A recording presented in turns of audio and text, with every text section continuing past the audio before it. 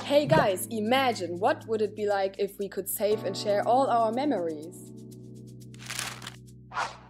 And wouldn't it be amazing if we had access to all the relevant cultural, historical and political events? Smemo makes it happen. Meet Tim. Tim wants to know something about Albert Einstein. No problem, he starts his memo and dives into Smemo World, a 360 visualization including all his senses.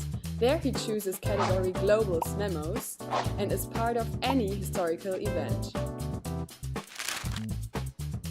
Furthermore, Tim is also a super romantic guy and he would love to remember his wedding. Alright, he chooses category Personal Memos and gets back to his unforgettable moment. On top, he's a huge Coldplay fan and wants to share his memories of the last concert with people all around the world, so he uploads his impressions in the category Social Memos.